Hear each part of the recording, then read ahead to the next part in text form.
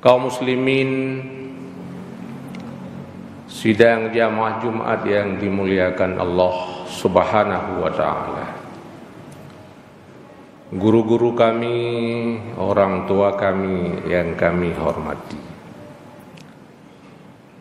marilah sama-sama kita awali khutbah pada siang yang berbahagia ini.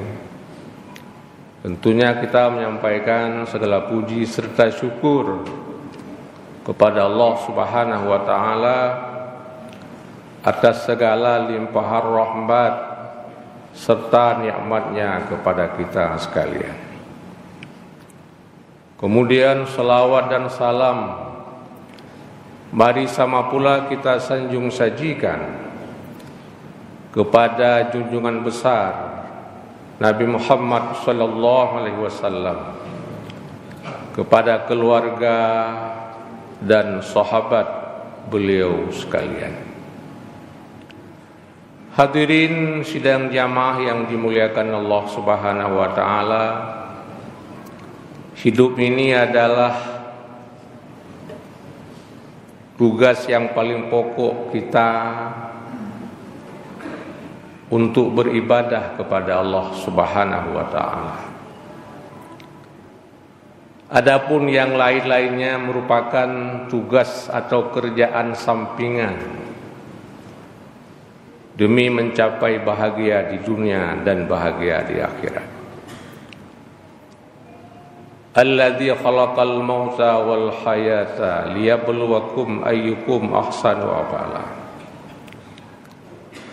Allah yang telah menjadikan kehidupan dan kematian. Untuk apa Allah menjadikan kematian dan kehidupan itu? Liyabluwakum ayyukum ahsanu amala.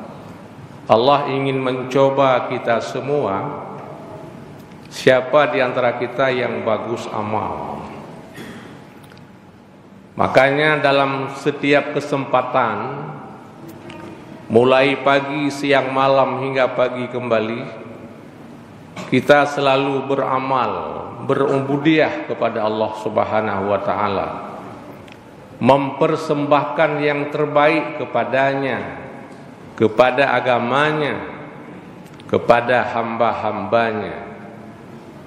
Ini tugas yang paling pokok muslim Islam. Namun ketika kita beribadah kepada Allah Subhanahu wa ta'ala, kadangkala ada yang berat, ada pula yang ringan dalam beribadah. Misalnya sholat berjamaah pada waktu subuh, sampai hari ini masyarakat masih terasa berat. Ketika kita saksikan di berbagai macam masjid dan manasah, banyak orang jamaah pada waktu maghrib, banyak orang jamaah pada waktu Jumat, tapi masih sedikit jamaah pada waktu subuh. Menandakan jamaah subuh adalah berat untuk dilakukan. Sekarang timbul satu pertanyaan, bagaimana caranya sehingga kita mudah untuk beribadah kepada Allah Subhanahu wa ta'ala dalam berbagai macam bentuk ibadah? Apakah yang namanya ibadah sholat, ibadah zakat, ibadah puasa, dan ibadah-ibadah yang lain? Allah Subhanahu wa ta'ala berfirman dalam Al-Quran, di dalam surah Al-Mu'minun ayat yang ke-51 yang telah khatib bacakan tadi. Ya ayyuhar rusul, kulu minat thayyibati wa amalu sholiha. Wahai para rasul, makan olehmu daripada yang baik-baik. Artinya makan yang halal dan bergizi. Wa amalu sholiha, dan beramal olehmu akan amal yang soleh. Inni bima ta'maluna alim. Sesungguhnya aku maha mengetahui dengan apa yang kamu kerjakan. Allah Subhanahu wa taala memerintahkan kepada para rasul-rasulnya, termasuk kepada Nabi kita Nabi Muhammad sallallahu alaihi wasallam, untuk makan yang baik serta beramal dengan amal yang soleh. Artinya muslimin yang berbahagia, perintah ini juga diperintahkan Allah kepada kita sebagai umatnya Nabi Muhammad sallallahu alaihi wasallam. Wahai manusia, makanlah yang baik, yang halal, wa'malu sholih, lalu beramal soleh. Artinya ketika kita mengkonsumsi sesuatu yang tidak baik, artinya yang tidak halal, haram, kita akan berat untuk melaksanakan amal soleh. Apabila kita isi perut besar ini dengan sesuatu yang haram, pakaian-pakaian yang haram, tempat tinggal yang haram, tentu kita akan berat untuk melakukan itu, muslimin yang berbahagia. Inni bima ta'maluna alim. Sesungguhnya aku, kata Allah, Maha mengetahui dengan apa yang kamu kerjakan. Apa saja yang kita persembahkan kepada Allah pada hari-harinya tidak luput daripada pengetahuan Allah Subhanahu wa taala. Apakah kita makan daripada makanan yang haram atau kita makan daripada makanan yang halal? Itu maka Nabi sallallahu alaihi wasallam bersabda pada hadis, dalam satu hadis, kullu lahmin waddamin nabata minal harami fannaru aula bih. Tiap-tiap daging dan darah yang bersumber daripada yang haram, fannaru aula bih, maka neraka sangat cocok baginya. Apa saja yang kita konsumsi, muslimin yang berbahagia, itu akan jadi daging kita, akan jadi darah kita. Kalau yang kita konsumsi itu dari yang haram, muslimin yang berbahagia, fannaru aula bih, maka neraka layak baginya. Ada kaitan dengan ayat yang tadi. Kenapa bisa seperti itu? Karena setiap yang namanya buruk akan mengundang keburukan-keburukan yang lain. Setiap yang namanya baik akan mengundang kebaikan-kebaikan yang lain. Ketika kita mengkonsumsi yang haram, muslimin yang berbahagia, tentu perbuatan kita akan mengarah kepada yang haram. Ketika kita makan sesuatu yang haram, perbuatan kita pun mengarah kepada yang haram. Namun sebaliknya, ketika kita makan yang halal, perbuatan kita pun akan mengarah kepada yang halal. Makanya ketika kita berbuka puasa, muslimin yang berbahagia, kita mempersembahkan doa kepada Allah Subhanahu wa taala. Allahumma lakas sumtu wa bika amantu wa ala rizqika aftartu birahmatika ya arhamar rahimin. Duhai Allah, kepadamu puasaku, untukmu kami beriman, dan atas rezeki yang kau berikan aku berbuka. Kita puasa 12 jam lamanya, sehari suntuk. Lalu puasa kita serahkan kepada Allah, serta kita beriman dan Islam kepada Allah. Wa ala rizqika aftartu, dan dengan rezeki yang kau berikan aku berbuka, muslimin sekalian. Jangan sampai kita berbuka dan sahur dengan sesuatu yang haram yang bukan Allah berikan kepada kita. Ketika kita makan haram, niscaya perbuatan kita sehari-hari pun mengarah kepada yang haram. Niscaya Nabi mengatakan, fannaru aula bih, maka neraka sangat layak bagi orang-orang yang makan haram itu. Muslimin yang berbahagia, setiap 5 tahun sekali di negara Kesatuan Republik Indonesia, bahkan di Aceh dan di Luxmawi, ada yang namanya pemilu kada, yaitu pemilihan kepala daerah, di mana kita sebagai warga negara, warga daerah wajib memilih pemimpin yang baik untuk memimpin kita 5 tahun yang akan datang. Dan kita tidak boleh menjadi golput, tidak memilih.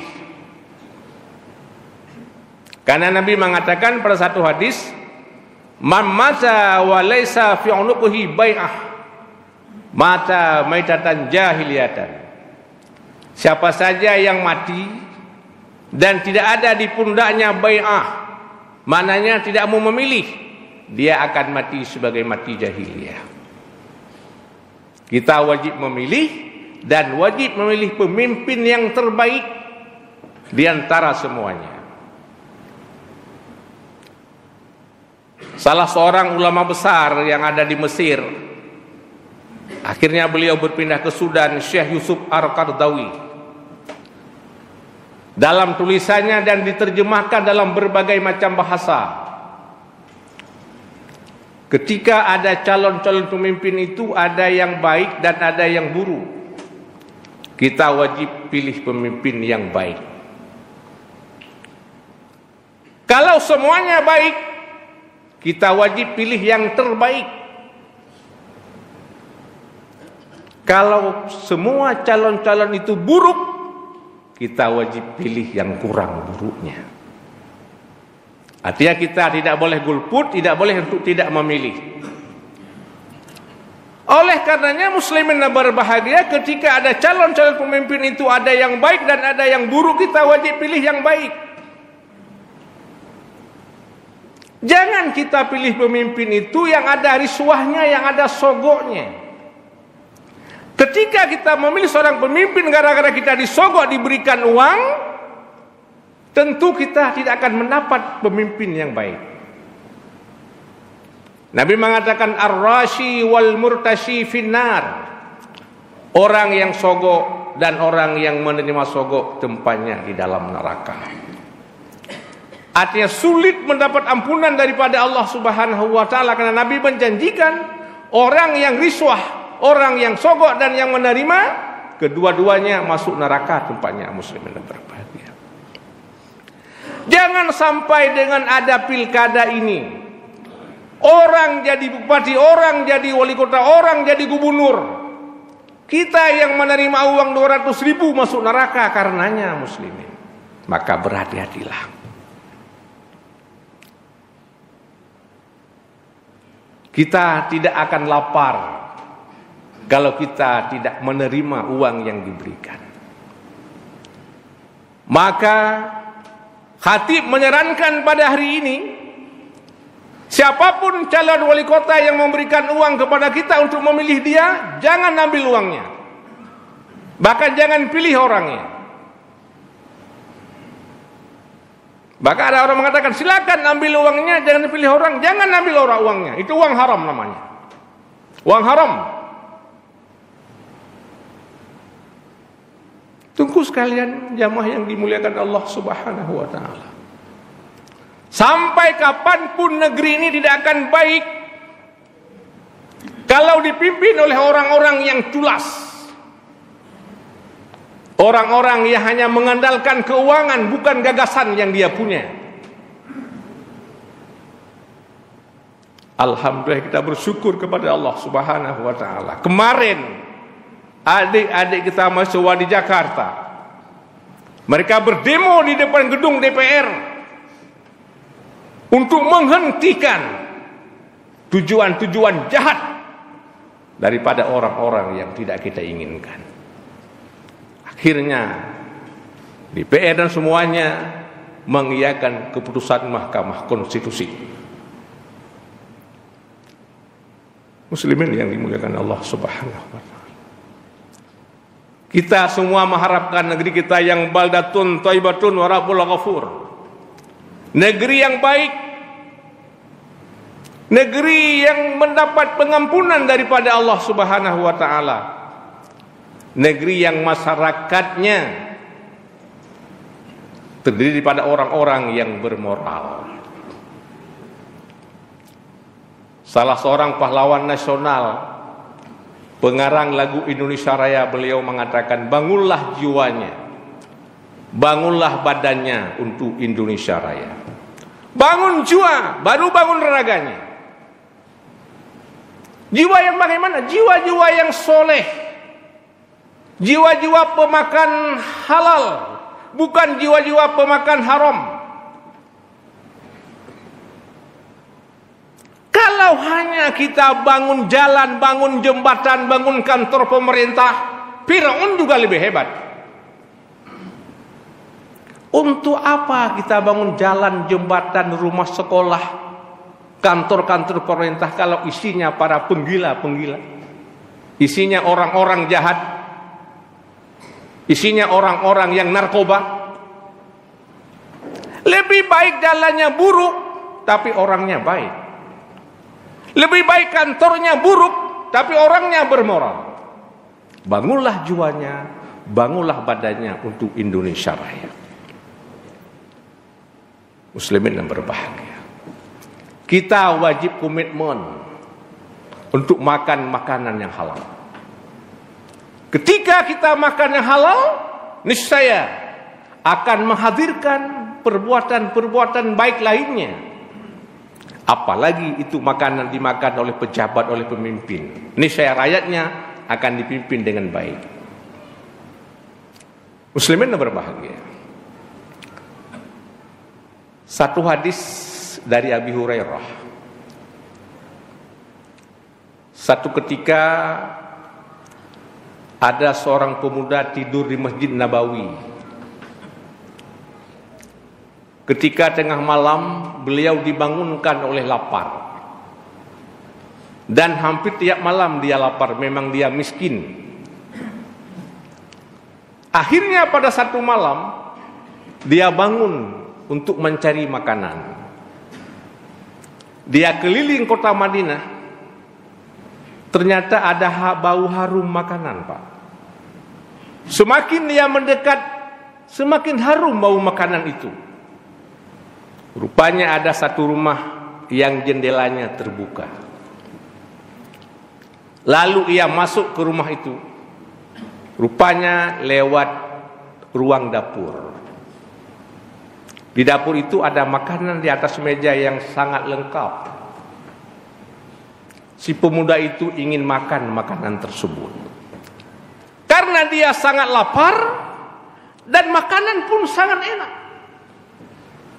Ketika ia hendak makan makanan itu, rupanya ketika dia berada di Masjid Madinah sering mendengar Nabi mengatakan, siapa saja yang meninggalkan makanan yang haram, Allah akan menggantikan yang lebih baik daripada itu. Lalu dia tidak jadi makanan itu, tidak jadi makan makanan itu. Lantas dia menuju ke ruang tengah. Rupanya di ruang tengah, di atas meja ada perhiasan, Pak.